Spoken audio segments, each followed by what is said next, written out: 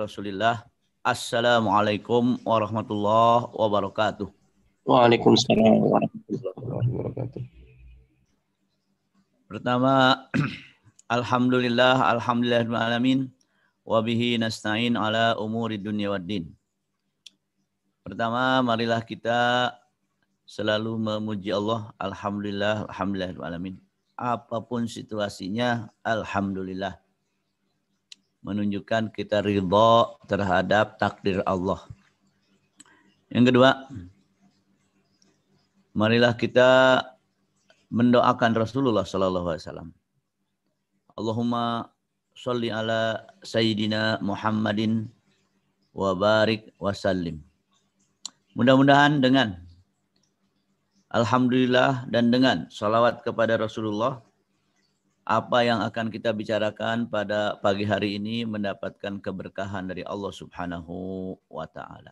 Nah, Bapak-bapak dan ibu-ibu sekalian yang dirahmati Allah,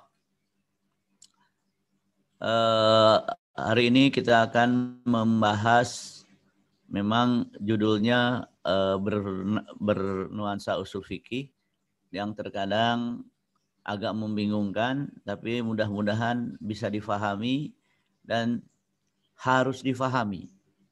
Kenapa? Karena terjadi kekacauan dalam pemahaman bersumber dari ketidakfahaman dalam cara memahami.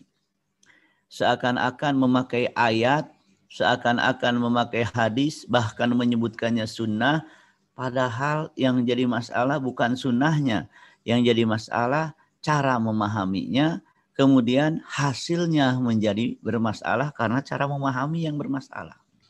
Hari ini kita akan melihat hal-hal tersebut. Saya share sebuah file. Ini. Saya beri judul Fikih Nusus. Fikih Nusus.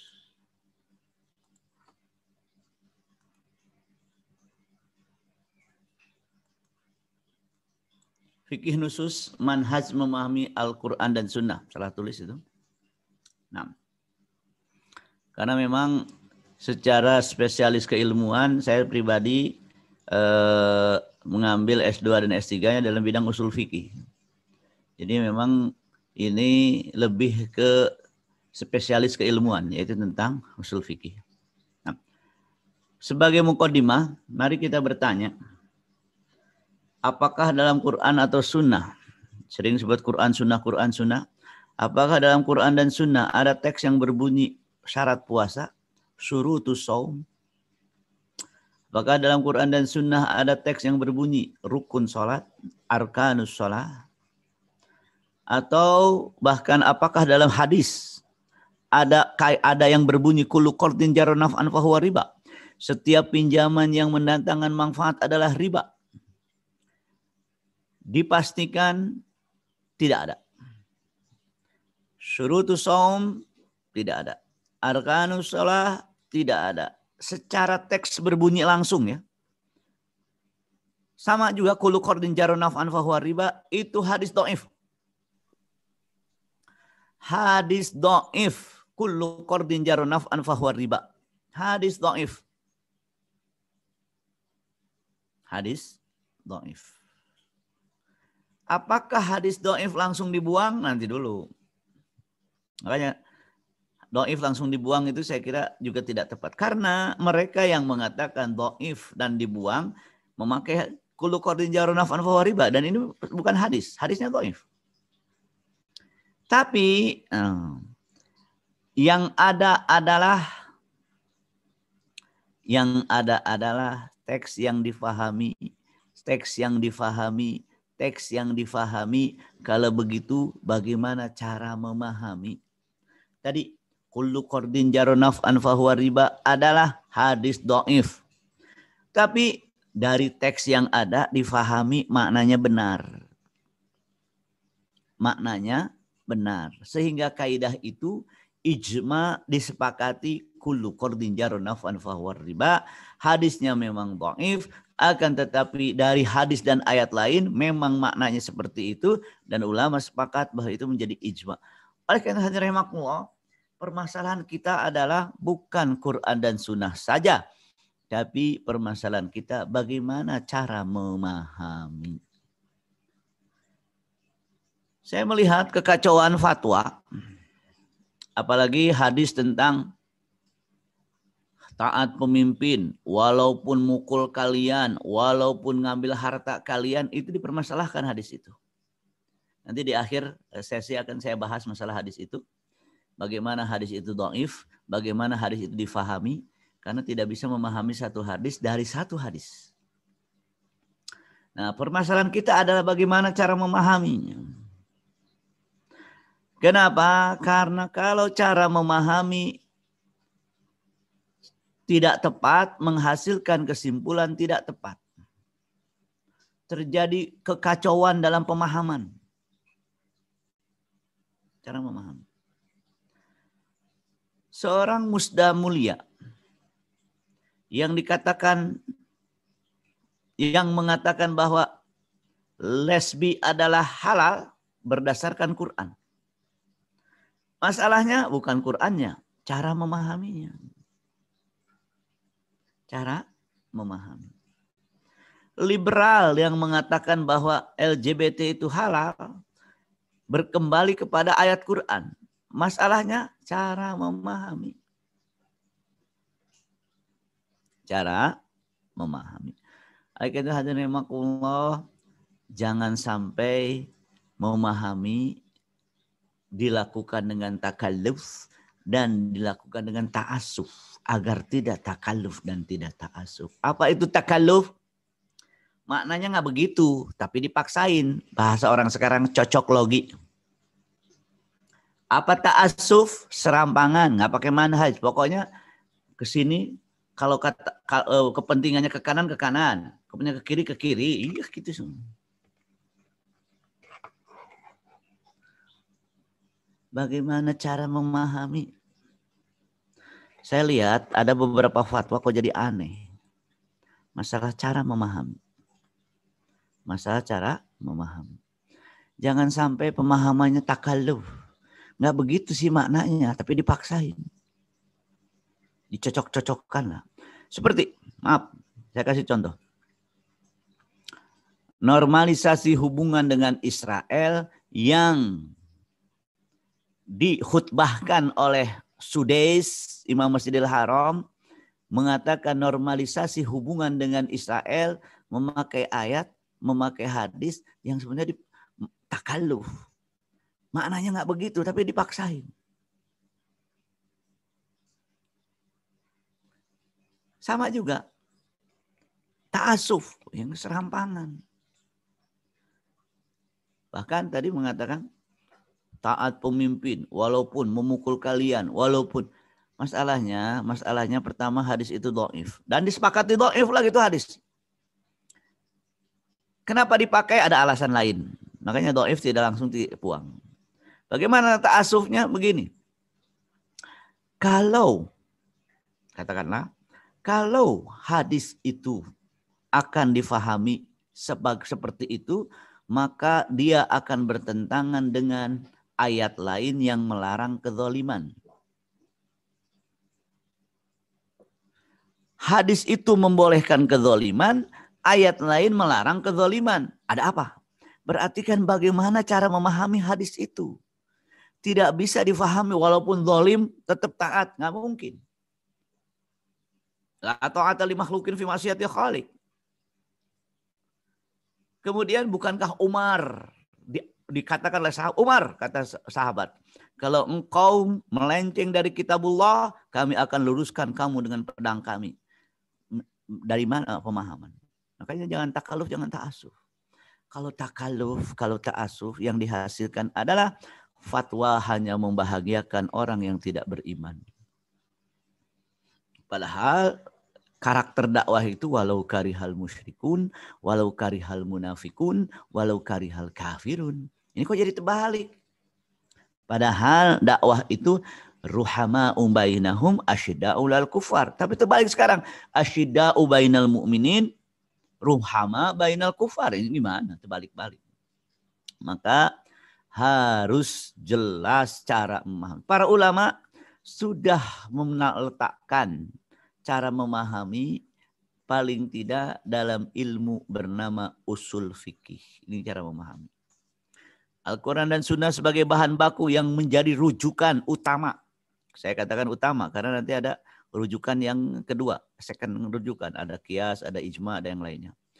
Ijtihad mustahid menggunakan usul fikih. Diolah oleh ilmu usul fikih tentang cara memahami. Kemudian dipakai untuk memahami Al-Quran. Melahirkan fikih, menghasil memahami, yaitu produk.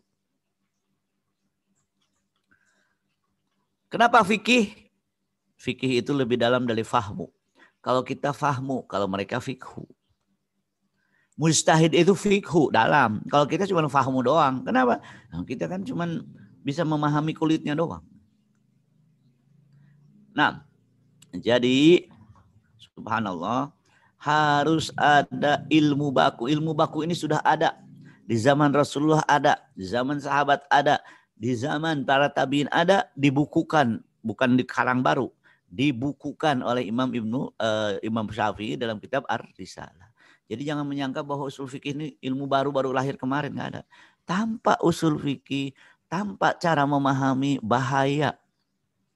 Misalkan gini, ada orang berkata, yang namanya perintah itu artinya bukan wajib, perintah itu artinya sunnah. Mereka nggak ada sholat wajib, semua sholat jadi sunnah semua. Bahaya. Maka harus memakai ilmu usul fikih. Kalau enggak, terjadi ta'assuf, terjadi takalluf, serampangan kemana-mana. Harus diatur. Harus diatur. 6. Jadi ada ilmu khusus bernama ilmu usul fikih. Kemudian hadirin rahimakumullah nih, bahaya salah memahami. Hadis ini mengingatkan kepada kita tentang potensi salah memahami. Yuhmalu hadzal ilmu ini, ilmu agama, akan dibawa oleh min kulli khalafin uduluh, orang-orang yang terpercaya di setiap generasi. Jadi setiap generasi ada yang menggantikan kulli khalafin uduluh. Mereka akan meluruskan 3 penyimpangan. Berarti di sini ada 3 potensi penyimpangan.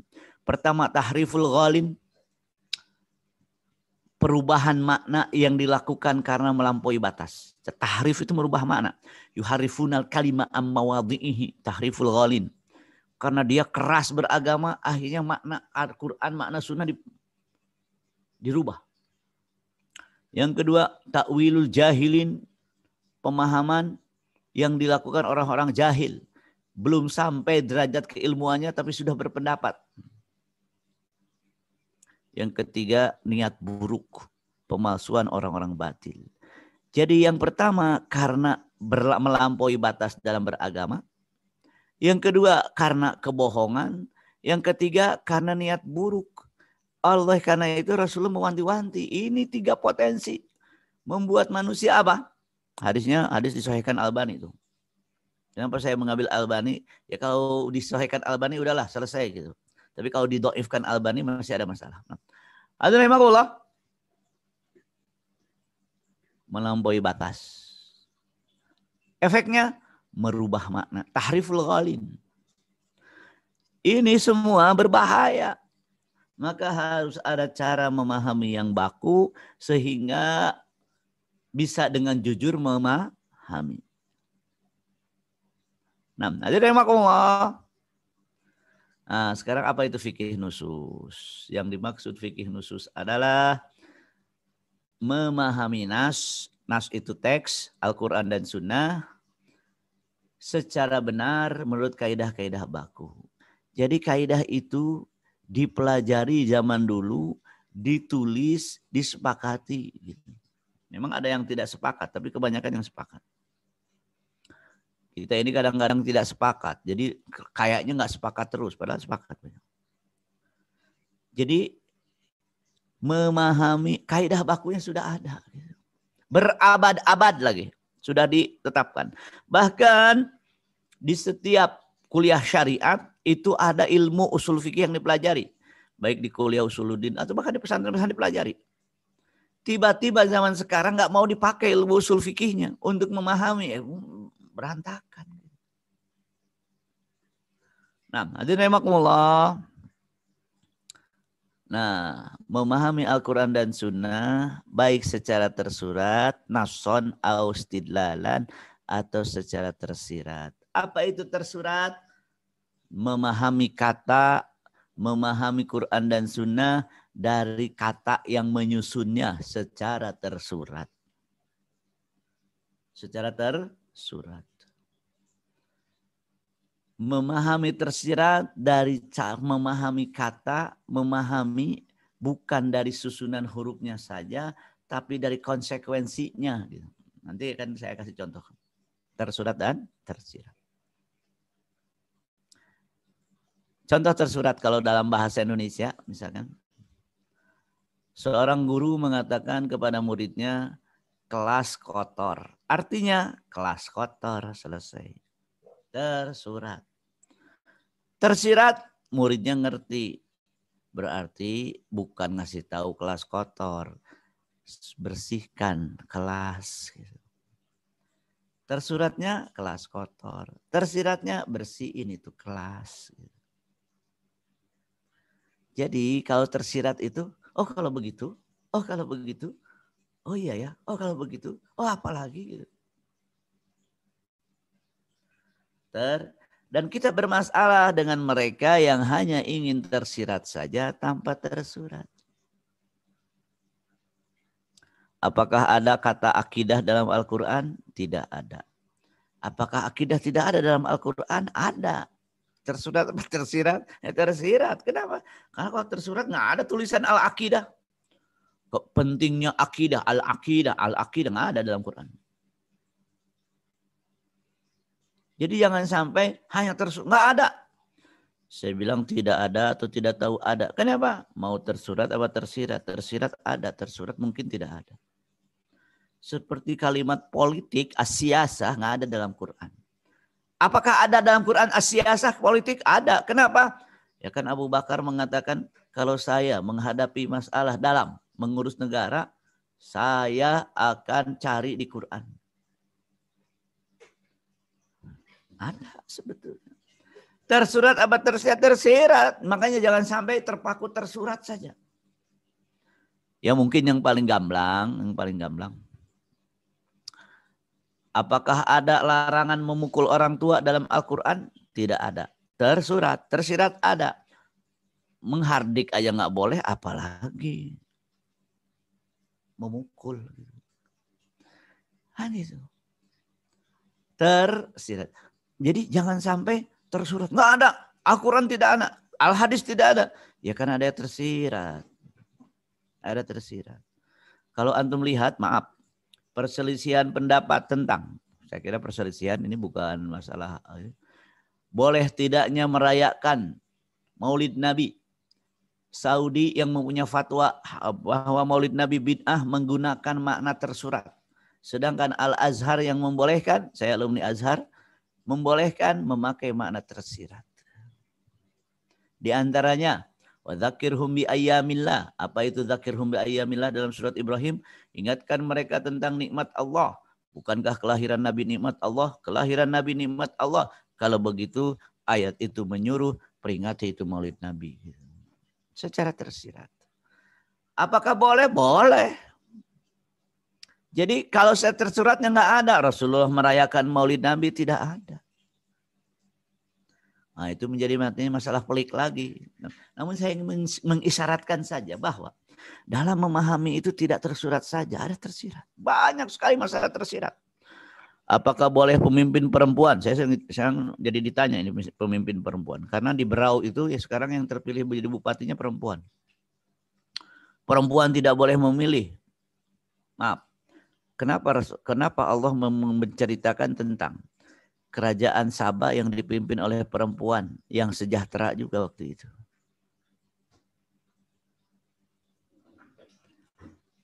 Bahkan dalam mukmin dan mukminat itu ba'dhum min ba'd aulia.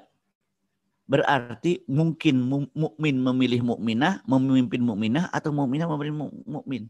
Berarti disuruh tersirat, bukan tersurat. Bagaimana dengan ayat hadis tentang lan yufliha qaum walau amrahum imra'atan? Oke, Bukankah memahami hadis juga harus dipahami dari Al-Quran? Maka kata Dr. Qardawi, ayat itu khusus bagi Najasyi, khusus bagi Rum. Sedangkan mukmin ada di ayat lain. Satu sama lain. Makanya Umar boleh. Makanya kesimpulan dalam fikih itu selama bukan pimpinan imamah kubro yaitu khalifah, tidak boleh kalau khalifah. Tapi kalau di bawahnya masih boleh. Makanya jadi bupati boleh. Walaupun perempuan. Tersurat apa tersirat? Tersirat. Karena tidak ada tertulis. Nah ini banyak juga yang tersirat. Banyak sekali. Siapa yang mengatakan tersurat dan tersirat tenang. Ini ada referensinya tuh. Ar-Risalah. Kitab Usul Fiqh Imam Syafi'i. Nassan wastidlalan. Imam Nawawi. Nassan wastimbaton. Bahkan siapa? Syatibi pun mengatakan. Bikulit turukil istidlal. Turukil istidlal itu ada istidlal, ada nassan, ada istidlalan. Ya nggak perlu saya baca kitab risalah ini ya. Nah, udahlah ya. Yakinlah saya bisa bacanya ya. Karena ini Arab gundul. Kalau di pesantren harus dibaca satu-satu. Nah, nassan wastidlalan. Berarti nassan tersurat. Istidlalan tersirat. Nah, saya membagi fikih nusus menjadi dua. Ada tersurat, ada tersirat. Tersurat itu sesuai dengan kata yang tertulis. Ada khos, ada amr nahi, mutlak, muqayyad, am, musytarak, hakikoh, majaz, dan lainnya. Ada tersirat juga. Namun tampaknya dalam sesi ini saya hanya bisa menyampaikan tersurat. Karena kalau tersurat panjang lagi. Tersirat ya. Kalau sekarang tersurat saja. Ada khos, amr, nahi, mutlak. Itu pun ada aturan memahami. Isyaratun nas, memakai clue ya, atau memakai apa? Keywordnya adalah oh kalau begitu, atau isyaratun nas. Jadi iktida'un nas, mafhumul muwafaqah, apalagi mafhumul mukhalafah. Oh kalau begitu. Mafhumul muwafaqah tadi memukul orang tua. Nah ada dalam Quran tersirat. Tersirat ada. Kenapa? Menghardik aja nggak boleh, apalagi mafhumul muwafaqah. Nah, jadi kita yang tersurat dulu, yang tersirat nanti. Kita lihat tersurat sekarang. Makna tersurat. Sesuai dengan lafaz yang huruf yang menyusunnya. Ada amr, perintah. Nah ini yang menarik. Sebagian yang mengatakan ini sunnah Rasul. Oke, ini perintah. Tapi ketahuilah. Yang namanya perintah itu memungkinkan 3 makna. Wajib, sunnah, mubah. Makanya saya sering mengatakan, ini mau kajian fikih atau kajian sunnah. Kalau kajian fikih, perintah 3 makna. Kalau kajian sunnah tidak. Sunnah, selesai. Ini sunnah Rasul. Oke. Tapi sunnah Rasul ada hukumnya. Perintah memungkinkan 3 makna. Wajib, sunnah, mubah. Yang wajib tidak boleh tidak. Sunnah masih boleh tolerir untuk tidak dilakukan. Mubah mau dikerjakan tidak dikerjakan tetap tidak dapat pahala. Siapa yang berperan menentukan makna? Para mujtahid. Apakah perintah ini bermakna wajib, sunnah, mubah? Tidak bisa langsung. Seluruh perintah wajib enggak. Ada cara memahaminya. Makanya lihat contoh. Hadis ini mengatakan mal gulam akik fa'ahriku. Fa'ahriku itu perintah. Apa? Disuruh menyembelih akikah. Apakah perintah dalam hadis ini bermakna wajib atau sunnah? Kenapa? Nanti dulu. Ini kan sunnah Rasul. Sunnah Rasul ada hukumnya. Lihat hadis kedua. Man waladalahu waladun wa wulidalahu waladun fa'ahabba. Kalau fa'ahabba berarti jadi nggak wajib dong. An yunsika an waladihi falyaf'al. Kalimat fa'ahabba merubah makna fa'ahriku dan memindahkan makna fa'ahriku dari wajib ke sunnah. Hadis ini memindahkan wajib ke sunnah. Kenapa? 2 hadis ini sumbernya dari Rasulullah. Mana yang sesuai sunnah? Sesuai sunnah itu dari 2 hadis, bukan dari 1 hadis. Ini sesuai sunnah Rasul. Pemahaman Rasul itu dari 2 hadis, bukan dari 1 hadis. Kalau dalam masalah tersebut terdapat 20 hadis, maka pemahaman Rasul itu dari 20 hadis. Maka jangan begini, mau ikut pemahaman Rasul atau pemahaman para mujtahid. Ya mujtahid itu mengikuti pemahaman Rasul, tapi dari berbagai hadis, bukan dari satu hadis yang terbatas. Maka kalau ada perintah dalam kajian fikih, bukan dalam kajian sunnah, bahkan saya mau mengkhawatirkannya kajian sunnah tapi salah arah ya. Itu apa? Perintah, mungkin wajib, mungkin sunnah, mungkin mubah. Lah kan ati Allah, ati Rasul. Ya taat Allah, taat Rasul juga ada aturannya. Kalau wajib, sunnah, mubah. Sebentar lagi akan saya tampilkan. Jadi ibu-ibu yang bapak-bapak yang saya hormati, ada perintah itu nanti dulu. Mungkin ada wajib, sunnah. Kenapa ada mekanismenya? Kapan jadi wajib, kapan jadi... Ya bukan tempatnya kita membahas kaidah-kaidah tersebut. Akan tetapi saya ingin menyampaikan bahwa ada perintah itu pasti ada hukumnya. Apakah bisa dipahami dari satu hadis? Tidak. Dari berbagai hadis yang ada. Sederhana saja, dua hadis ini kalau digabung hasilnya akikah tidak wajib tapi sunnah muakkadah. Nah, jadi tidak langsung, ini kan sunnah Rasul, nanti dulu ada hukumnya. Sunnah Rasulullah SAW pun ada hukumnya. Nah ini penting. Siapa yang mengatakan? Bukan Taufik Hulaimi, tapi yang mengatakan adalah Imam Ibnu Taimiyah. Silakan cek bukunya dalam kitab Sawwadah, ini kitab usul fikih yang dikarang oleh 3 ulama dari keluarga Ibnu Taimiyah. Apa kata beliau? Wa ta'assi an naf'al surat alladhi fa'ala walal wajhi alladhi fa'ala li ajli annahu fa'ala. Mencontoh apa yang Rasulullah lakukan, ta'assi, yaitu kita melakukan sebagaimana Rasulullah lakukan, juga dengan alasan yang sama kenapa beliau melakukannya. Kalau kita mengetahui perbuatan tersebut wajib, maka wajib bagi kita. Fa in alimna wujubahu alaihi wajaba alaina wa in alimna naflan lahu fa huwa naflun lana wa in alimna mubahan lahu fakadzalika lana. Wajib bagi kita, sunnah bagi kita, mubah bagi kita. Jadi jangan sampai ini sunnah Rasul, silahkan. Masalahnya kalau masalah hukum tetap harus kembali ke pendapat ulama, jangan sampai. Jadi kalau ini sunnah Rasul untuk memotivasi silahkan. Tapi yang jadi masalah ketika tidak dilakukan, wah tidak melakukan sunnah Rasul. Sunnah Rasul itu ada hukumnya loh. Ada hukumnya. Nah, mari terimakumullah, an-nahyu, larangan, mempunyai 2 kemungkinan makna. Haram atau makruh.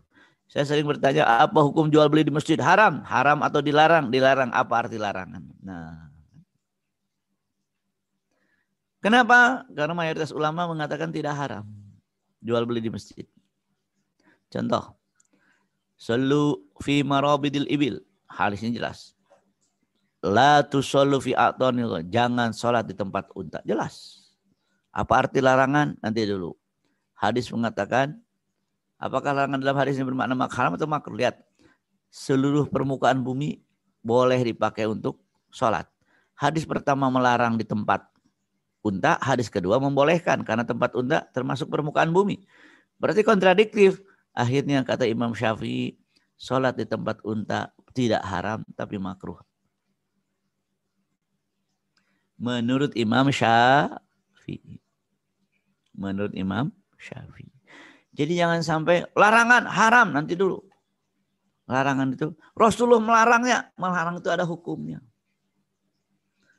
Oke, sekali lagi, kalau kajian sunnah larangan titik. Kalau kajian fikih larangan ada hukumnya.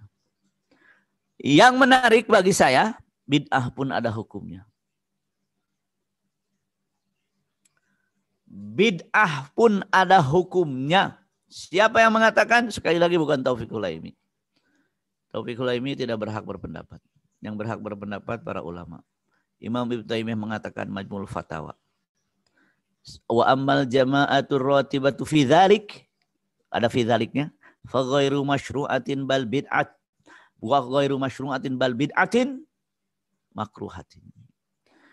Sedangkan berjamaah secara terus menerus, jadi Imam Ibnu Taimiyah ditanya, apa hukumnya berjamaah dalam qiyamul lail? Apa hukumnya berjamaah dalam salat duha?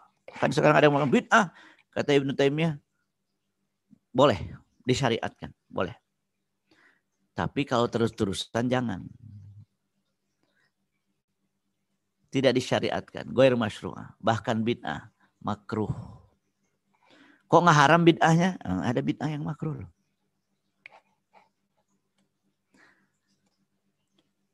Lihat juga Ibnu Taimiyah mengatakan, ditanya bagaimana menggabungkan doa-doa iftitah. Kan doa iftitah banyak hadisnya. Kalau digabungkan dalam satu salat boleh nggak? Kata Ibnu Taimiyah tidak boleh.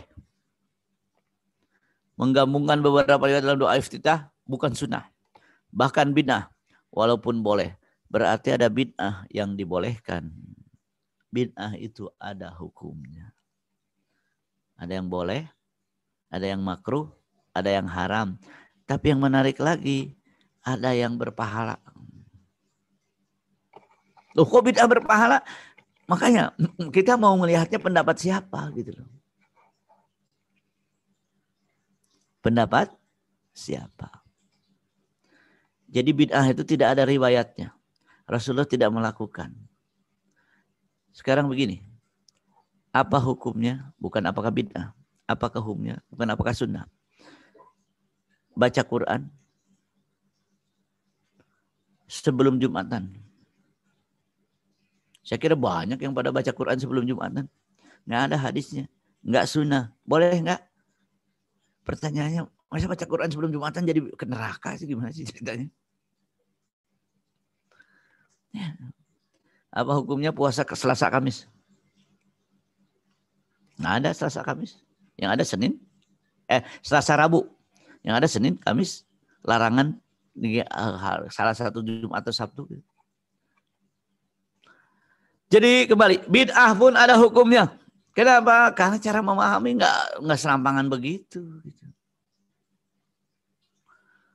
Nah sekarang contoh cara memahami mutlak muqayyad. Ada hadis mutlak itu apa? Tanpa ada sifat tambahan. Contoh, hadis tentang isbal. Ma asfala minal ka'baini minal izar fa finnar. Hadis ini tanpa menyebutkan sombong. Namanya mutlak tanpa sifat tambahan. Hadis kedua mengatakan apa? Muqayyad. Ada sifat tambahan. Man jarra thawba khuyala. Khuyala sifat tambahan. Jadi muqayyad. Apa aturan dalam usul fikih tentang mutlak dan muqayyad?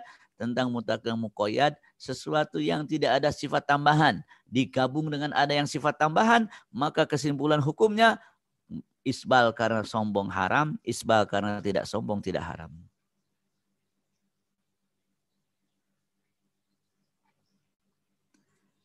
Sekarang isbal itu menjadi tanda ini bertakwa atau tidak. Lihat celananya. Subhanallah. Makanya ada hukumnya, ada hukumnya. Imam Malik mengatakan, Imam Malik, kalau isbal dalam sholat nggak masalah. Kenapa? Karena orang dah sholat itu nggak ada yang sombong.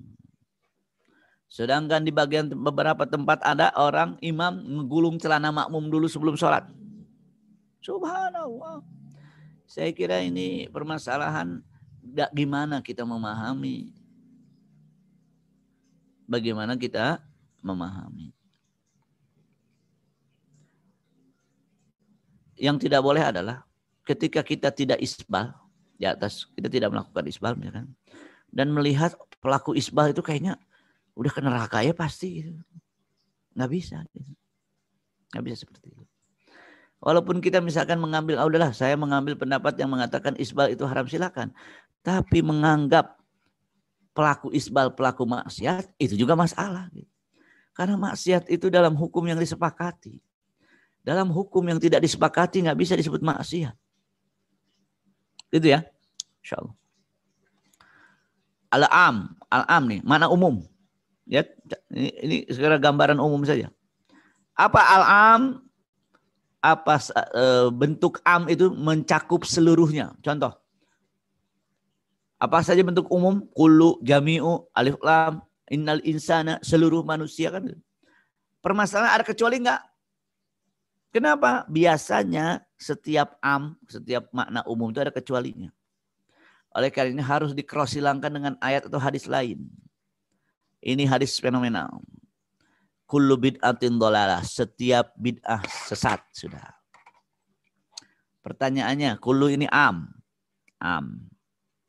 Pertanyaannya, apakah ada kecualinya? Loh, kenapa? Kan hadis Rasulullah kullu bid'atin dalalah sepakat. Sahih. Hanya ada kecuali atau tidak? Apakah ada pengecualian? Terjadi beda pendapat. Sebagian kecil ulama mengatakan tidak ada kecuali. Sebagian besar ulama mengatakan ada kecuali. Termasuk Imam Nawawi mengatakan ada kecuali. Pertanyaannya, mana yang sesuai sunnah? Nanti dulu. Kalau kullu bid'atin dhalalah itu maknanya qat'i, pasti itu ada sesuai sunnah. Kalau maknanya masih dhonni, tidak ada yang sesuai sunnah. Karena kita tidak bisa mengatakan bahwa pendapat Nawawi tidak sesuai sunnah. Katakanlah Nawawi dengan Albani. Mana pendapat yang sesuai sunnah? Albani apa Nawawi? Nanti dulu. Ini permasalahan dhonni dalam memahami hadis. Kullu ini permasalahannya apakah seluruh atau pakai kecuali. Imam Nawawi pakai kecuali dan Imam Ibnu Hajar, Imam semua pakai kecuali. Pakai kecuali. Sedangkan Albani nggak pakai kecuali. Tapi yang jadi masalah akan jatuh ke dalam masalah tersendiri ketika mengatakan kullu bid'ah tanpa kecuali. Karena ada bid'ah yang sepakat bid'ah tapi juga tidak dibid'ahkan. Lihat, makanya yang dalam memahami hadis itu kembali kepada siapa? Kepada ulama hadis. Kita kembali ke ulama hadis. Apa kata Imam Nawawi? Imam Nawawi berkata sabda Rasulullah setiap bid'ah sesat adalah makna umum yang ada pengecualiannya, yang dimaksud adalah sebagian besar bid'ah. Ini Imam Nawawi yang mengatakan. Kenapa? Karena Imam Nawawi memahami man sanna fil Islam sunnatan hasanatan adalah membuat sunnah yang baru. Berarti di sana ada sunnah yang baik menurut Imam Nawawi, bukan menurut Taufik Hulaimi. Halamannya ada semua itu. Yang menarik, apakah ulama Saudi tidak melakukan bid'ah? Kalau definisi bid'ah adalah tidak dilakukan Rasulullah dalam bab ibadah, mereka pun melakukannya. Secara lisanul hal, bukan lisanul maqal. Ada lisanul maqal, ucapan apa? Secara tulisan. Tapi secara lisanul hal, semua mengatakan bid'ah ada yang tidak sesat. Lisanul hal mengatakan seperti itu. Lisanul hal. Oleh karena itu, ketika menemukan hadis am, jangan ada kecuali. Kenapa? Bahkan dalam fikih mengatakan hampir seluruh makna umum dalam fikih ada kecualinya. Ada kecualinya. Hampir mungkin dipastikan ya. Saya kira dipastikan. Ada kecualinya. Ada kecualinya. Ada kecualinya. Silakan. Maka ada permasalahan apakah masalah fikih kaidah fikih itu kulli tanpa kecuali atau lebih ada kecuali? Sebenarnya ada kecuali. Ada kecuali, pasti ada kecuali. Pasti ada kecualinya. Nah, jadi tidak boleh am langsung am. Idza mata ibnu Adam in qata amalu ila min salasin. Selain yang tidak diterima, maka bacaan Quran kepada yang meninggal tidak diterima. Yang namanya umum itu ada kecualinya, gitu. Maka kata mazhab Syafi'i kecuali kalau diniatkan. Kalau nggak diniatkan nggak nyampe, kalau diniatkan nyampe. Apalagi mazhab Hambali mengatakan bacaan Quran sampai pahalanya kepada yang meninggal. Mazhab Hambali dengan 3 pembesarnya, Ahmad bin Hambal, Ibnu Taimiyah, dan Ibnul Qayyim. Nah, kemudian juga al-mushtarak. Al-mushtarak itu satu kata mempunyai 2 makna. Dalam bahasa Indonesia homonim. Al-mutlaq yang salah satu kuru itu punya 2 makna, suci dan haid. Madhab Hanafi dan madhab Syafi'i berbeda pendapat dalam makna kuru. Berarti tolong dalam makna yang seperti ini harus toleransi. Karena pertama pertanyaannya, mana yang sesuai ayat? Nggak ada. Karena apa? Karena kuru itu memang terjadi beda pendapat. Kalau terjadi beda pendapat, tidak boleh sesuai Quran, sesuai hadis.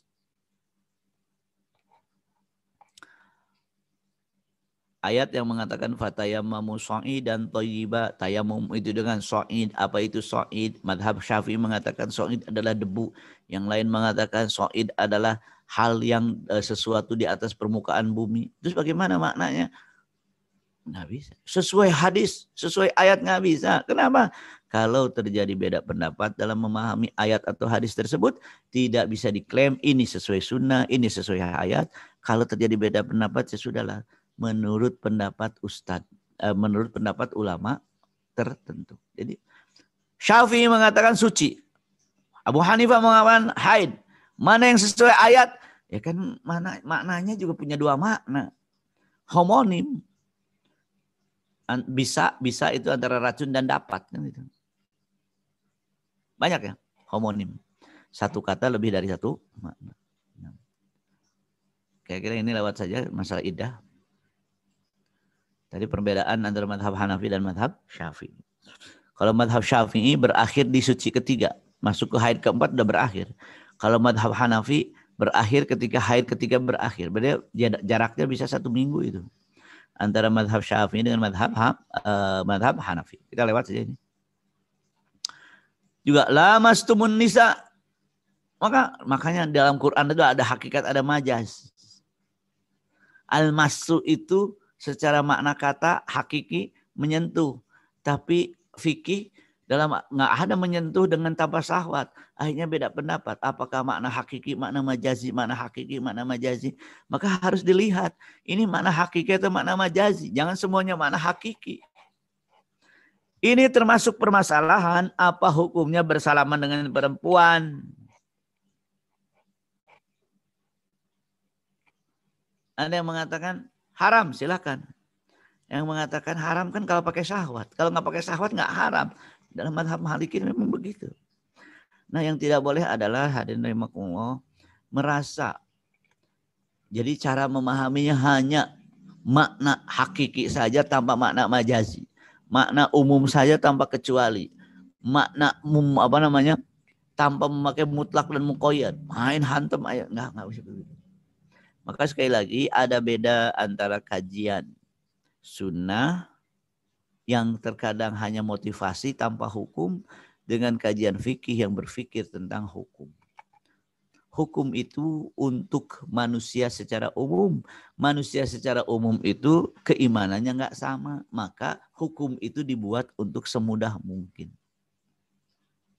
Semudah mungkin. Ada beda menentukan hukum dengan mensikapi hukum. Menentukan hukum semudah mungkin. Mensikapi hukum sesulit mungkin. Ittaqu syubuhat dalam mensikapi hukum. Bukan dalam menentukan hukum. Ini menjadi catatan penting. Jadi yang ittaqu syubuhat. Pokoknya kita haram-haram aja. Ittaqu syubuhat. Itu dalam mensikapi hukum. Bukan dalam menentukan hukum. Nah. Dalam Al-Quran pasti terjadi kontradiktif. Baik ayat dengan ayat, hadis dengan hadis. Untuk menselaraskan kontradiktif ini ada ilmunya namanya ilmu usul fikih. Yang mengatur kontradiktif antara nas dan antara nas. Baik ayat dengan ayat atau hadis dengan hadis atau ayat dengan hadis. Ada aturannya. Ada lalu lintasnya gitu loh. Ada. Jangan sampai memahami masalah dari satu hadis saja. Saya kadang-kadang sering mengatakan, memahami bid'ah dari satu hadis, seluruh bid'ah sesat. Memahami bid'ah dari 20 hadis, ada bid'ah yang enggak sesat. Contoh hadis ini kontradiktif. Hadis pertama, hadis kedua melarang sholat di 3 tempat. Kuburan, toilet, dan tempat unta. Hadis ketiga mengatakan seluruh permukaan bumi boleh dipakai sholat. Termasuk kuburan dan toilet dan tempat unta. Terus dalam hadis pertama, kedua dilarang. Dalam hadis ketiga dibolehkan. Bagaimana menselaraskannya? Di sini ada aturannya dalam ilmu usul fikih.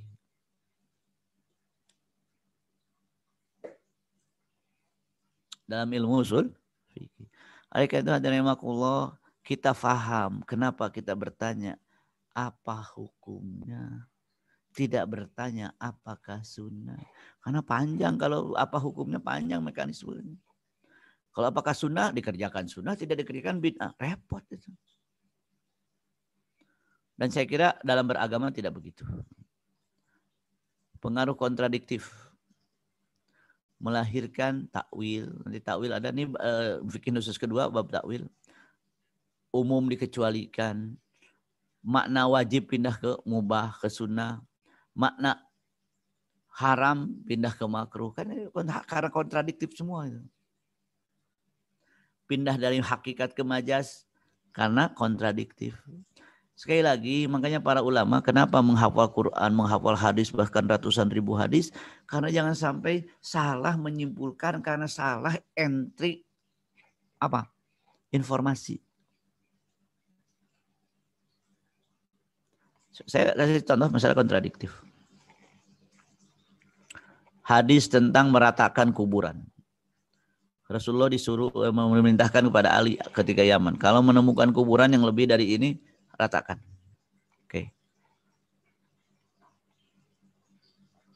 Tapi di hadis lain Sahih Bukhari meriwayatkan Utsman bin Maz'un meninggal.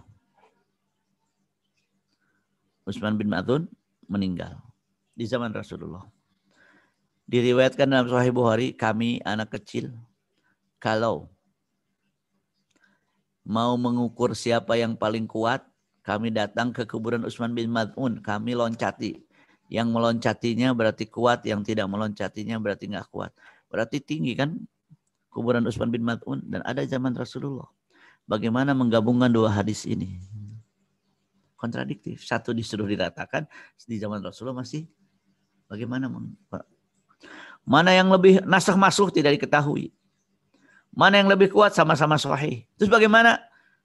Ada ulama Azhar mengatakan, Dr. Yusri mengatakan gini. Berarti yang diratakan itu kuburan yang Nasrani, yang diboleh kuburan mukmin. Maka di Mesir kuburan tinggi-tinggi. Kuburan di Mesir itu segede rumah loh, tinggi loh. Jadi tidak bisa dari satu hadis langsung menyimpulkan. Nggak bisa. Memahami satu ayat atau satu hadis secara tersurat bukan tersirat tidak bisa berdiri sendiri. Nah ini. Kullu bid'atin dalalah nggak bisa sendiri. Lihat ayat, lihat hadis lain, lihat semua. Harus dikrosilangkan dengan ayat atau hadis lain sehingga maknanya utuh. Ini tadi dalam masalah peninggikan kuburan, dalam mazhab 4 itu tidak sampai haram, semua makruh mengatakan. Tidak sampai haram. Nah, ini permasalahan penting. Mana pemahaman sesuai sunnah? Ini permasalahan. Pemahaman sesuai sunnah itu dikrosilangkan ayat dengan ayat, hadis dengan hadis, supaya maknanya utuh. Karena apa? Karena sumber Quran dan sunnah Allah. Quran langsung dari Allah, sunnah redaksi dari Rasulullah atau kadang redaksi dari sahabat. Semuanya sumbernya satu. Jadi untuk mengatakan mana yang sesuai sunnah, tidak bisa hanya dari satu hadis, tidak bisa makna zahir dari sebuah hadis, tapi harus coba saking Umar bin Khattab sampai dikatakan begini, kalau Umar bin Khattab tidak melaksanakan sunnah, maka kami ambil sunnah dan tinggalkan pendapat Umar. Subhanallah. Bukankah manhaj salaf itu memahami seperti sahabat memahami? Kenapa pendapat Umar juga ditolak? Pendapat Utsman juga ditolak. Padahal Utsman adalah salaf soleh. Mana pemahaman sesuai sunnah? Nah, ini catatan penting. Pemahaman seseorang terhadap hadis atau terhadap sunnah yang masih bersifat dhonni tidak bisa disebut sunnah. Saya pertegas. Pemahaman Albani tentang tata cara sholat bukan sunnah, tapi itu pemahaman Albani. Pemahaman Albani tentang tata cara sholat yang masih dhonni bukan hadis. Siapapun yang menganggap pemahaman Albani adalah sunnah, itu bermasalah. Karena menganggap bahwa pendapat Albani sebagai hadis.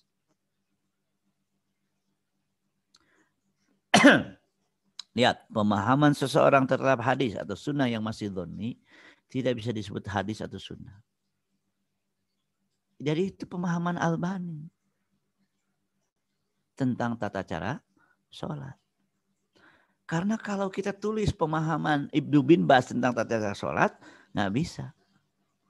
Mana yang sunnah? Setelah ruku sidakap atau setelah ruku tidak sidakap? Kata Syekh bin Bas sunnahnya sidakap lagi. Kata Albani tidak sidakap. Bahkan bid'ah kata Albani kalau sidakap lagi. Mana yang sesuai sunnah? Saya kira pemahaman seseorang terhadap hadis atau sunnah yang masih dhonni tidak bisa disebut hadis. Tidak bisa disebut hadis. Jadi mana pemahaman sesuai sunnah? Kalau maknanya ijma, silahkan. Kalau maknanya tidak ijma dan terjadi beda pendapat, tidak bisa diklaim ini sesuai sunnah. Kalau seperti itu, hanya bisa diklaim ini sesuai pemahaman fulan tentang hadis ini.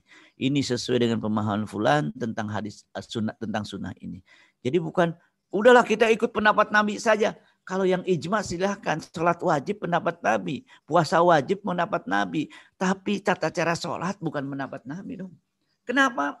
Kalau masih terjadi penjelasan dari mujtahid berarti masih ada peran mujtahid yang bukan sunnah, bukan hadis gitu. Ini saya kadang-kadang gak bisa. Kenapa? Kalau begitu nanti yang terjadi adalah tidak mau toleransi terhadap perbedaan pendapat sehingga jadi masalah. Ada rambu dalam memahami sunnah. Saya singkat saja kalau yang ini, karena biasanya sejam ya, belum sejam. Rambu memahami sunnah. Memahami hadis di bawah arahan Al-Quran. Lihat, kalau mau memahami hadis di bawah arahan Al-Quran, jangan sampai sibuk 73 golongan, nggak sibuk dengan kafir dan munafik. Al-Quran itu hanya 3 golongan, mukmin, kafir, munafik. Kenapa sibuk 73 golongan? Kalau sibuk 73 golongan yang dihantam sesama mukmin, tapi sibuk dengan 3 golongan yang dihantam apa? Yang munafik dan kafir.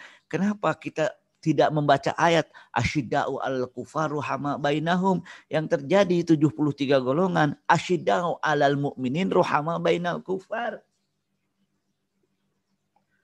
Bukankah fatwa yang mengatakan normalisasi hubungan dengan Israel yang dikeluarkan oleh atau didukung oleh ulama Saudi menimbulkan apa? Sakit hati di antara umat Islam, tapi mereka tidak peduli, mereka lebih peduli untuk menjaga perasaan Israel gitu loh. Maka jangan sampai sunnah salah arah. Bahaya. Ketika 21 dakwah, maka dihantamnya dengan fatwa-fatwa bahwa demo boleh dibunuh. Innalillah. Ketika kemarin terjadi masalah di tol, apa yang terjadi? Subhanallah. Ini sunnah salah arah. Bahaya. Mengumpulkan seluruh hadis yang berbicara tentang masalah yang sama tadi. Kalau mau berbicara satu masalah tadi, walau wadhoroba dhohrok itu, walau wadhoroba dhohrok, walau akhoda malak, atau fima maknahu, walaupun memukulmu, walaupun lihat hadis lain. Pertama, hadis itu dhaif. Kenapa dipakai? Karena satu sama lain saling menguatkan. Oke. Kedua, dari sisi makna. Masa hadis itu membolehkan kezaliman, berarti apa arti hadis tersebut? Ulama mengatakan hadis itu kalaupun diterima dan kalaupun itu sahih dan diterima, maknanya adalah kezaliman pribadi biarkan, kezaliman umum tuntut. Selanjutnya, kalaupun kezaliman pribadi, lihat maknanya, bukan karena ada hadis lain mengatakan Umar pun diboleh. Umar, kalau engkau tidak sesuai Quran, kami luruskan dengan pedang.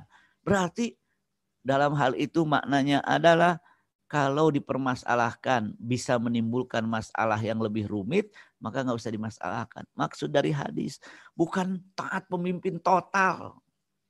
Yang jadi masalah itu siapa ulil amri. Ada yang mengatakan Muhammad Waladado mengatakan begini, itu hadis tentang khilafah di akhir zaman, bukan khilafah di NKRI gitu loh. Khilafahnya dilarang, hadis ininya, hadis itu tentang khilafah loh. Lihat awal hadis. Pangkal hadisnya lihat. Tidak bisa sembarangan. Menggabungkan antara mencari lebih kuat hadis dan yang ya. Jadi kalau terjadi bertentangan, mana hadis yang lebih kuat gitu. Mana yang lebih kuat? Al-Quran yang 3 golongan atau hadis yang 72 golongan? Maka sebagian mengatakan 73 golongan tidak sahih. Kenapa? Al-Quran hanya 3 golongan kok. Dan efeknya menjadi masalah.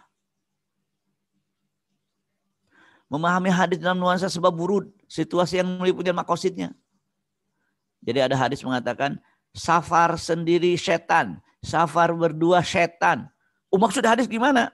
Oh, maksudnya kalau tidak aman, kalau aman boleh safar sendiri. Zaman sekarang kan banyak safar sendiri.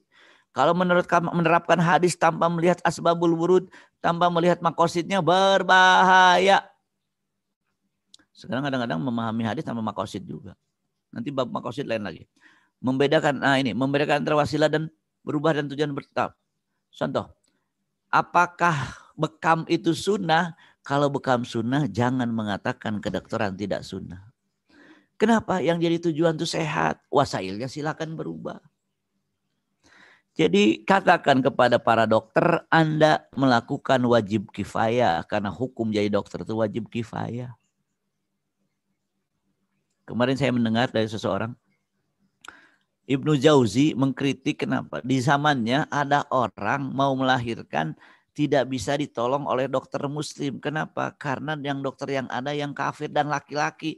Akhirnya perempuan melahirkan ditolong dokter laki-laki kafir.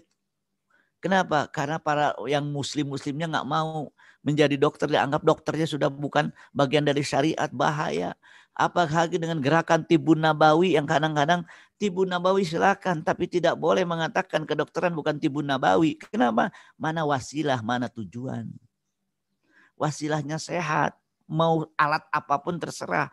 Alat tercanggih di zamannya. Maka kata Ibnu Taimiyah, yang sunnah itu bukan naik kuda. Yang sunnah itu sesuai dengan zamannya masing-masing. Maka naik pesawat ke haji itu sunnah. Karena transportasi di zamannya. Gitu. Yang sunnah itu bukan latihan panah. Kalau tujuannya bukan olahraga, kalau tujuannya untuk apa? Menakut-nakuti musuh, agar musuh takut. Kita punya 1000 pasukan panah, musuh punya 1 nuklir, nggak takut-takut musuhnya. Berarti yang sunnah apa? Kembangkan teknologi. Romyu itu melempar, dulu melempar panah, sekarang melempar rudal. Melempar rudal dong. Maka bahaya kalau seandainya tidak sampai tidak lengkap dalam cara memahami. Saya kira ini hanya selintas. Ini sebenarnya contohnya banyak sekali dalam kehidupan. Saya khawatir yang terjadi adalah sunnah salah arah. Bagaimana sunnah salah arah? Mengelupakan substansi yang lebih besar. Sibuk dengan yang kecil-kecil. Jenggot, isbal, baju gamis. Baju gamis juga nggak sunnah. Kata Ibnu Taimiyah yang sunnah itu sesuai pakaian masing-masing. Lupa sunnah yang lebih besar. Saya mengatakan bahwa menumbangkan kezaliman adalah sunnah terbesar yang dilakukan oleh Rasulullah SAW ketika menumbangkan kekuasaan Quraisy. Dilakukan oleh para sahabat ketika menumbangkan kekuasaan Romawi dan Persia. Kenapa sekarang menjadi niat ingin menegakkan al-haq menjadi teroris sesuai fatwa Saudi? Kibar ulama, walau kibar ulama itu apa ulama atau tidak, yang jelas mereka blunder. Siapapun yang berusaha untuk mencapai kekuasaan, teroris katanya. Lah kan Rasulullah dulu berusaha mencapai kekuasaan. Coba lihat sunnah salah arah berbahaya. Saya kira ini yang bisa sampaikan pada kesempatan kali ini. Silakan bertanya sehebat mungkin. Mudah-mudahan bisa dijawab. Kalau nggak bisa ya kita pending. Alhamdulillah. Syukran Ustaz. Jazakallah Ustaz atas paparan materinya. Jadi tadi kalau saya tidak salah tangkap, kita jangan sampai di satu titik ekstrim memahami secara tekstual Ustaz ya. Dan jangan juga di ekstrim yang lain memahami mungkin malah kebablasan atau terlalu bebas mungkin memahaminya. Atau yang lebih masalah sesuai pesanan Ustaz. Wah, ada lagi Ustaz. Baik, Ustaz. Ini ada pertanyaan di Zoom sama di YouTube. Saya bacakan yang di Zoom dulu sebentar. Yang pertama mau dijelaskan tentang kunut di waktu sholat, Ustaz. Sama yang berikutnya ada sambungannya kunut di waktu sholat untuk setiap mazhab dan kunut di tiap waktu sholat gitu. Nah, mungkin maksudnya enggak Ustaz. Begini. Pertama, masalah kunut itu memang terjadi hadis kontradiktif ya. Satu hadis mengatakan Rasulullah kunut sampai akhir hayat. Satu hadis mengatakan Rasulullah berhenti kunut sebelum meninggal. Kontradiktif. Madhab Hanafi mengatakan yang lebih kuat adalah hadis yang mengatakan Rasulullah berhenti kunut sebelum meninggal. Jadi peristiwanya adalah Rasulullah kunut nazilah waktu itu. 5 waktu karena ada kaum muslimin yang dibunuh. Dalam peristiwa Bi'rul Ma'unah ya. Kalau tidak saya Bi'rul Ma'unah. Nah. Jadi 2 hadis tersebut kontradiktif. Yang satu mengatakan bahwa Rasulullah sebelum meninggal berhenti kunut. Maka tidak ada kunut. Rasulullah yang kedua, kata Madhab Syafi'i, meriwayatkan hadis juga bahwa Rasulullah sampai meninggal tetap kunut. Bagaimana menggabungkan 2 hadis ini? Imam Madhab Hanafi mengambil hadis yang Rasulullah berhenti sebelum meninggal. Berarti tidak ada kunut. Bahkan bid'ah menurut Madhab Hanafi. Menurut Madhab Syafi'i, yang dimaksud hadis adalah Rasulullah berhenti. Jadi menggabung 2 hadis. Berhenti dari kunut ketika zuhur, asar, maghrib, isya. Dan tetap kunut di subuh. Maka tinggal 1 kunut, yaitu kunut subuh. Memang itu yang terjadi adalah beda mensikapi tentang 2 hadis yang kontradiktif. Madhab Hambali kunut makruh, maka masih boleh kalau makan madhab Hambali. Makanya Hamka ketika ke Jombang kunut dia. Madhab Hanafi bid'ah, nggak mungkin melakukannya. Madhab Malik kunut ada, tapi sebelum ruku. Maka kalau yang belajar di Sudan, itu kalau sholat subuh setelah bacaan surat, itu nggak langsung ruku, diem dulu lama. Kenapa? Kunut. Kunutnya nggak bunyi. Gitu. Menurut Madhab 4. Nah, zaman sekarang ada kunut tiap waktu, yaitu kunut nazilah. Kunut nazilah. Pertama, kunut nazilah mengatakan kunut nazilah itu untuk yang terbunuh. Maka tidak ada untuk kunut nazilah karena virus, karena wabak, karena ta'un, nggak ada. Kedua mengatakan, lah kan maksudnya itu adalah bahaya mengancam. Maka ada kunut nazilah. Madhab Maliki bukan. Nggak ada kunut nazilah katanya. Yang ada sholat 2 rakaat menghindari khawatir dari wabah. Subhanallah. Yang menarik, Madhab Maliki ada sholat 2 rakaat menghindari wabah. Bid'ah, dolalah, finnar. Nanti dulu. Setiap imam mempunyai pendapat yang kalau dinilai oleh pemahaman terbatas ulama Saudi harus bid'ah. Maka saya mikir mendingan ke madhab 4 atau mendingan ke ulama Saudi yang kadang-kadang juga ilmunya tidak seperti Syafi'i, tidak seperti Malik dan yang lainnya gitu. Ya. Nah. Silakan yang lain. Baik, Ustaz. Ini masih orang yang sama, Ustaz. Biar tuntas dulu tentang sholat sunnah di rumah atau hadir di awal masjid saat berjamaah. Berarti mungkin sholat qobliyah Ustaz maksudnya, Ustaz ya? Sebetulnya dalam riwayat ada Rasulullah itu di rumah. Rasulullah di rumah. Kemudian baru ke masjid. Nah, makanya di beberapa tempat ada kebijakan yang namanya dari adzan ke qomat itu 10 menit supaya bisa sholat di rumah baru datang gitu. Yang masalah lagi kalau 10 menit kalau di Bogor pada ketinggalan ke kantor, pada ketinggalan ke Jakarta akhirnya hanya 3 menit gitu. Nah, itu kan awarid itu situasi yang muncul. Ya silakan disesuaikan saja. Karena kalau lihat masjidnya misalkan kalau subuh di Bogor ini nggak bisa panjang-panjang. Kenapa? Mereka setelah subuh langsung lari ke Jakarta. Gitu. Nah, kan orang Bogor banyak tidak menemukan matahari di Bogor. Gitu. Keluar subuh, nggak lihat matahari, pulang maghrib, yang ketemu-temu matahari. Nah, jadi disesuaikan saja saya kira dalam hal itu. Karena memang ada situasi yang juga berpengaruh. Yang mudah-mudahan niat kita sampai. Nah, silakan yang lain. Ustaz, ini sekarang akhwat Ustaz. Pada hari Jumat bagi perempuan kan untuk sholat rawatib zuhurnya di rumah boleh setelah azan Jumat. Dan pada sholat Jumat kita sholat zuhur di rumah. Bagaimana Ustaz? Ya memang dalam hal ini perempuan tidak terikat harus selesai Jumatan dulu. Karena dia kena khitomnya itu sholat Jumat, sholat duhur, tidak khitomnya tidak sholat Jumat.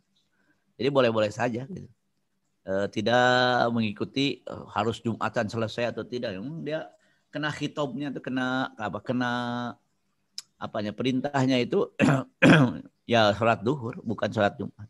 Jadi tidak perlu menunggu selesai duhur dalam hal sholat Jumatnya. Nah, boleh setelah azan langsung ya. Ya, bisa aja.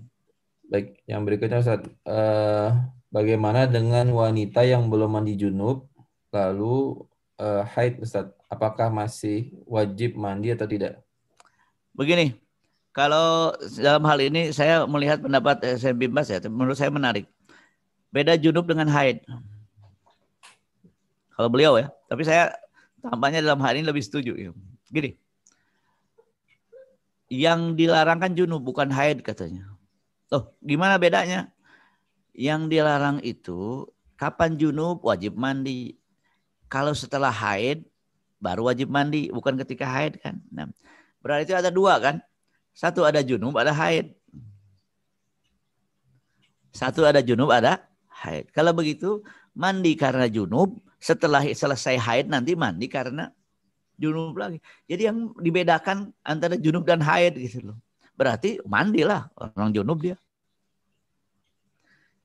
Makanya kata beliau baca Quran bagi yang haid boleh. Kenapa? Kan yang dilarang junub. Kapan junub dimulai? Junub itu dimulai setelah haid. Berarti semasa haid nggak junub dong. Lah, kan disuruh masa orang haid disuruh mandi tiap hari? Kan haid. Kapan dimulai diwajib mandinya? Setelah selesai haid wajib mandi kan? Wajib mandi. Makanya yang menarik dalam bab perceraian. Dalam bab perceraian. Itu kan yang namanya mencerai itu tidak boleh dalam keadaan suci yang pernah terjadi hubungan suami istri. Maka kapan boleh dicerai? Kalau sudah suci dari haid dan selesai mandi. Jadi bukan selesai haidnya, selesai mandinya itu. Kalau begitu bedakan antara junub dan haid. Jadi kalau begitu dalam hal ini dia mandi junub. Setelah itu ketika haid selesai mandi junub karena haid. Gitu ya? Insyaallah. Jadi masing-masing Ustaz ya, 2 kali Ustaz ya. Ya. Baik Ustaz, berikutnya izin bertanya Ustaz terkait olahraga panahan yang Ustaz sebut lebih sunnah teknologi yang lebih mutakhir seperti nuklir. Tapi di akhir zaman justru teknologi di akhir zaman akan lenyap dan perang akhir zaman kembali memakai peralatan sederhana seperti pedang dan panah. Bagaimana Ustaz? Pertama ayat hadis itu apakah ditakwil dengan makna baru atau tidak ditakwil gitu. Yang kedua, apakah kita akan berinteraksi dengan sesuatu yang belum tahu terjadi kapan? Kan masalah. Yang menjadi fenomena adalah umat gara-gara sunnah salah arah, anti teknologi. Maka saya mengatakan kedokteran itu sunnah. Dalam artian perintah Rasul untuk berobat secara tersirat berarti harus ada yang tahu mengobati. Secara tersirat berarti teknologi apapun adalah sunnah dan itu yang dipahami oleh umat Islam ketika mengembangkan teknologi kedokteran. Jadi jangan masuk kedokteran. Kenapa? Nggak masuk surga, mendingan ngapalin Quran saja.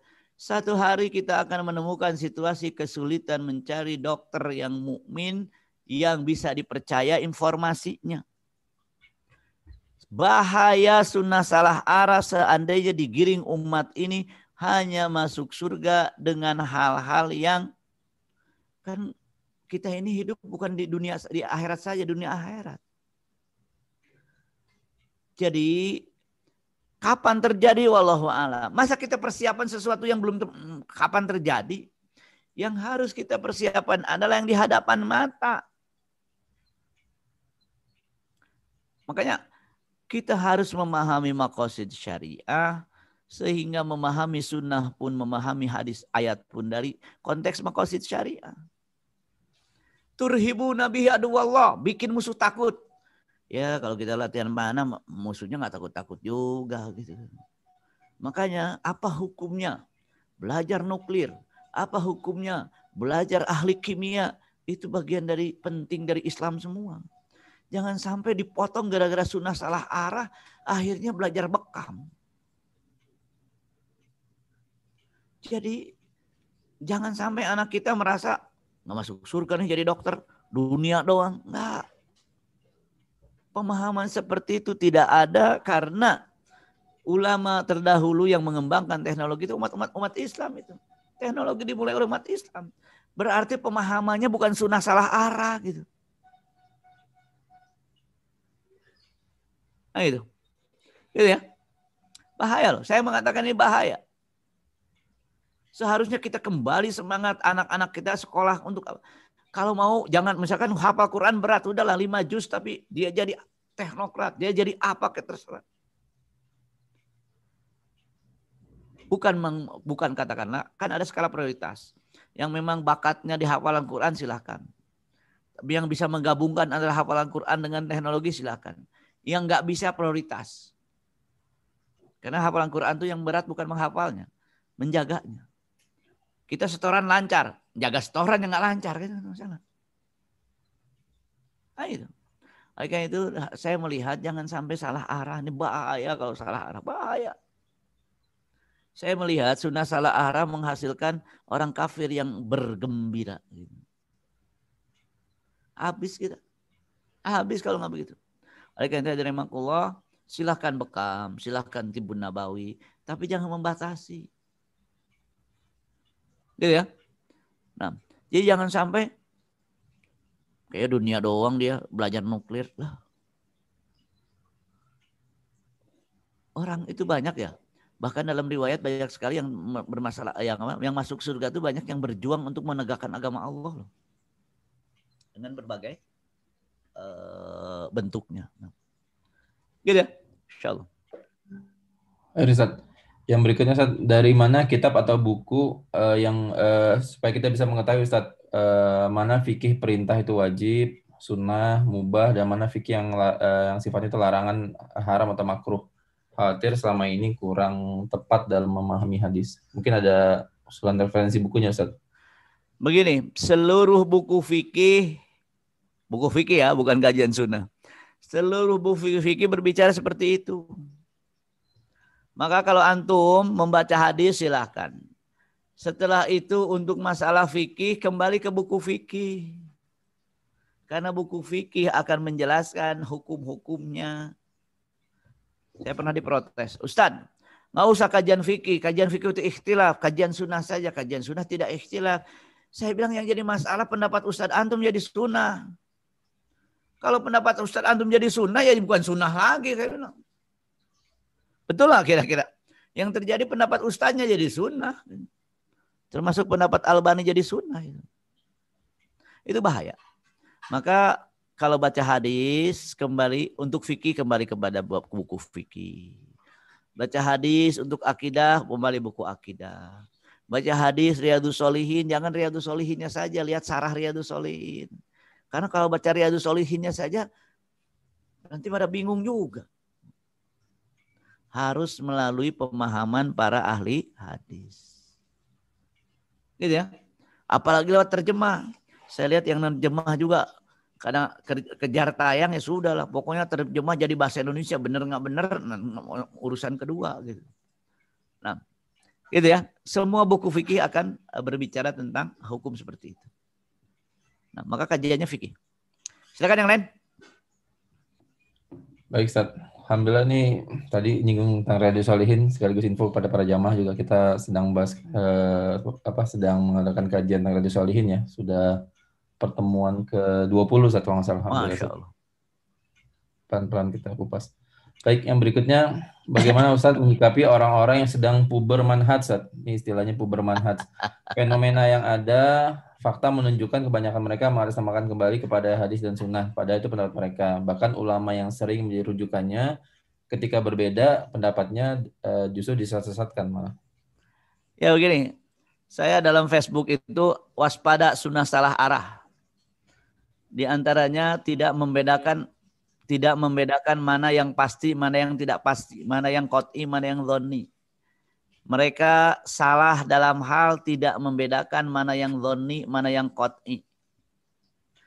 Kalau masalah qat'i tidak ada beda pendapat. Salat wajib qat'i beda pendapat, kafir sudah. Tapi masalah tata cara salat dhonni, beda pendapat dhonni itu tidak ada hak dan batil. Maka tata cara salat, sifat salat Nabi yang dikarang oleh Albani itu dhonni, tidak bisa hak dan batil.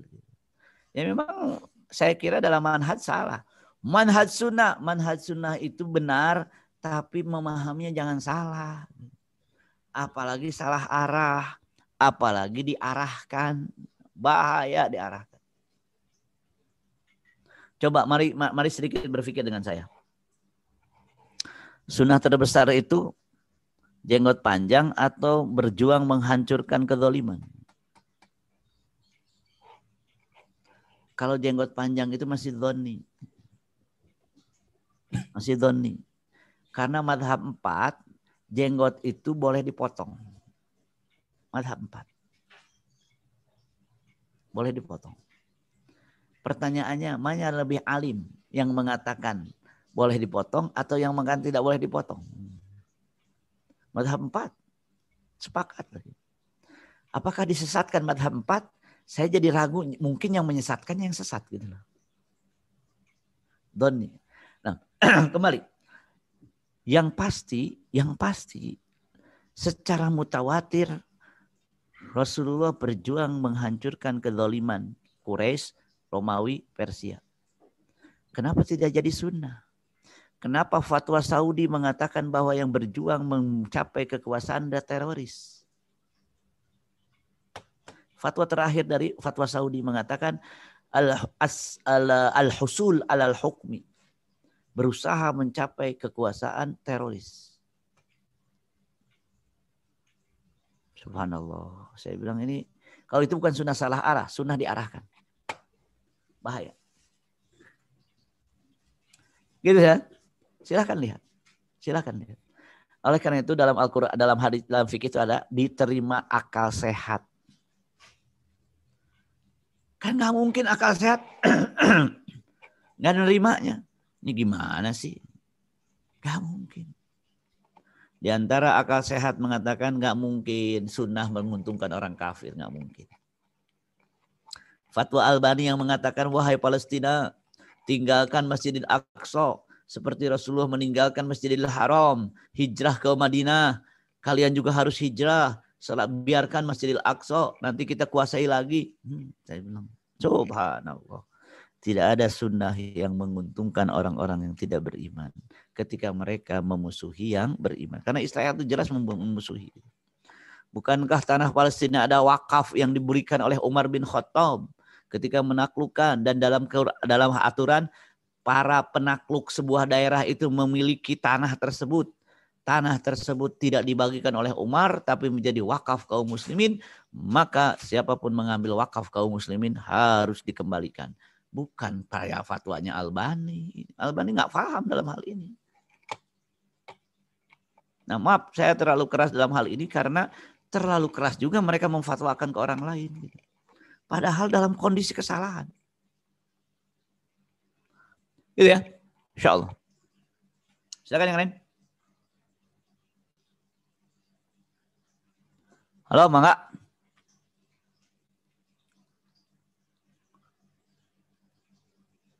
Pak Dwi masih di mute, Pak Dwi. Oh ya, Afwan, Ustaz. Pertanyaan satu lagi, Ustaz. Ya, silakan. Mana yang didahulukan dalam memahami ilmu Al-Quran?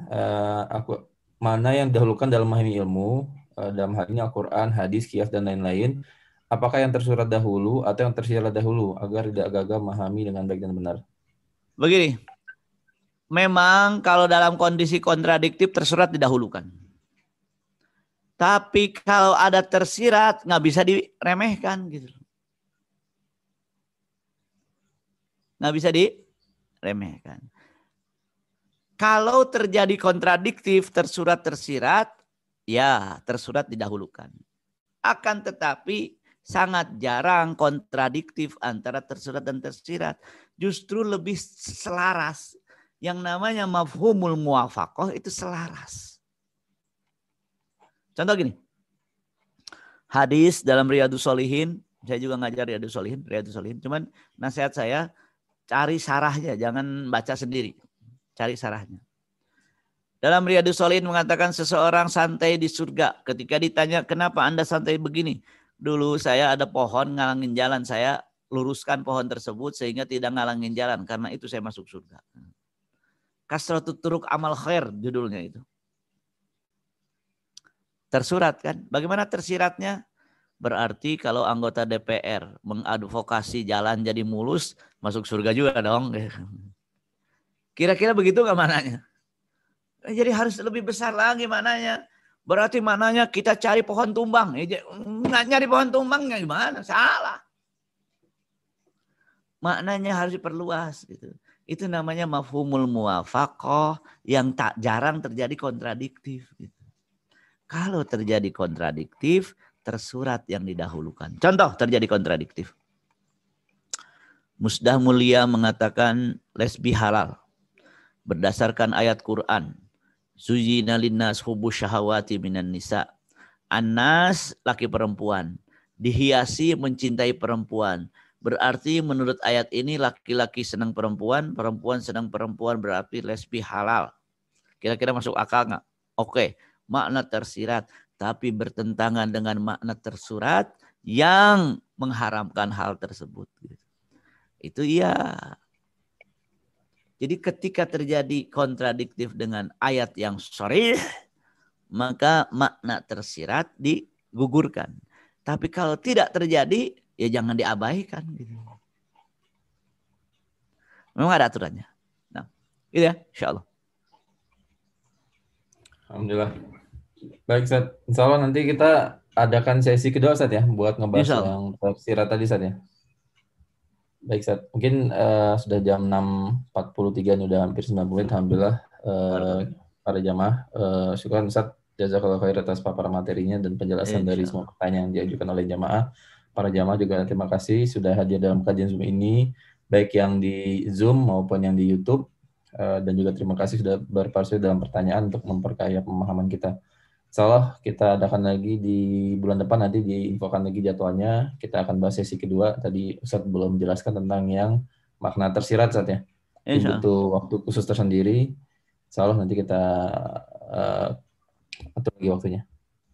Baik, sekarang Ustadz mungkin ada penutup Ustadz dari Ustadz Tafadhol.